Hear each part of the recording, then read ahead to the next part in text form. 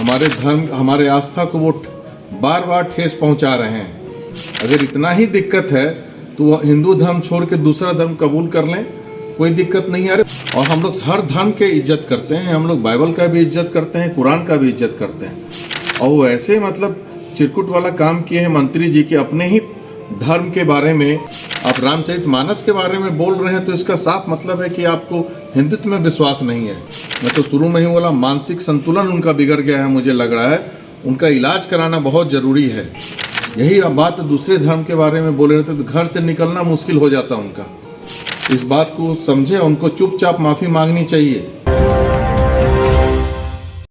शिक्षा मंत्री प्रोफेसर चंद्रशेखर के विवादित बयान पर इन दिनों बिहार में सियासी भूचाल मचा हुआ है। एक तरफ जहां ट्विटर पर ट्वीट के जरिए शिक्षा मंत्री को घेरा जा रहा है, तो वहीं महागठबंधन में नेताओं द्वारा वार पलटकर दौर जारी है। आपको बता दें, इसी बीच भागलपुर पहुंचे परबत्ता विधानसभा के जदयू विधायक डॉक्टर संजीव सिंह ने शिक्षा मंत्री को दिमागी तौर पर बीमार बता दिया। उन्होंने कहा कि उनको बयान तो वापस लेना ही होगा, साथ ही साथ दिमाग का इलाज भी कराना होगा।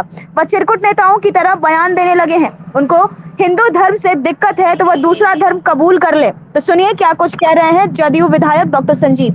मैं डॉक्टर हूँ, मैं बताना चाहता हूँ आपको, मंत्री जी को एक पर्सनालिटी डिसऑर्डर होता है, साइकेट्रिक केस है वो, उनको अटेंशन सीकिंग सिंड्रोम कहते हैं इसको। ऐसा कुछ बात करें, ऐसा कुछ बात बोलें कि सबका अटेंशन उनके तरफ आए। थोड़ा उनको सोचना चाहिए, इतना घोर पाप क्यों कर रहे हैं मुझे समझ में नहीं आ रहा है।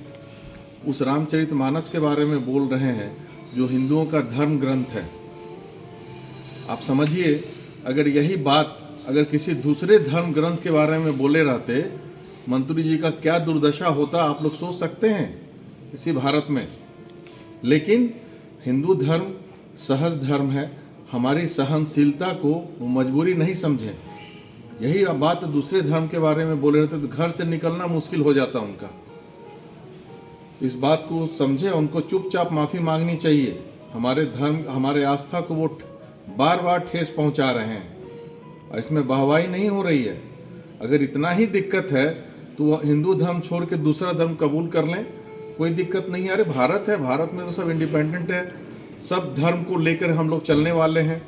हमारे मुख्यमंत्री माननीय नीतीश कुमार जी हर एक धर्म को लेकर चलते हैं। हमारे संविधान पार्टी में है कि हर एक धर्म को एक मानना है और हम लोग हर धर्म के इज्जत करते हैं। हम लोग बाइबल का भी इज्जत करते हैं, कुरान का भी इज्जत करते हैं। और वो ऐसे मतलब चिरकुट वाला काम किए हैं मंत्री जी के अपने ही धर्म के बारे में, हिंदू धर्म के बारे में गलत बात बोल रहे हैं। आप रामचरितमानस के बारे में बोल रहे हैं, तो इसका साफ मतलब है कि आपको हिंदुत्व में विश्वास नहीं है। तो छोड़ दीजिए, हिंदू धर्म वो ज़्यादा अच्छा है। यहाँ रह करके राम प्रभु जी के बारे में गलत बोलेंगे तो बर्दाश्त के बाहर होगा। उनको ज्ञान का कमी है या तो उनको समझ में नहीं आ रहा है। मैं तो शुरू में ही बोला मानसिक संतुलन उनका बिगड़ गया है, मुझे लग रहा है उनका इलाज कराना बहुत ज़रूरी है। अब बार बार अगर दवाई नहीं दिया जाएगा इलाज का, उनको टैबलेट नहीं दिया जाएगा प्रॉपर संतुलित करने के लिए दिमाग को, तो ऐसे ही भड़काने वाला बयान बोलेंगे और आपसी मतभेद कराना चाहते हैं वो। तो ऐसा मैं सख्त निंदा करता हूँ और हम लोग उनका सह रहे हैं हिंदू, तो ये मतलब नहीं है कि वो हमारी मजबूरी और लाचारी समझें।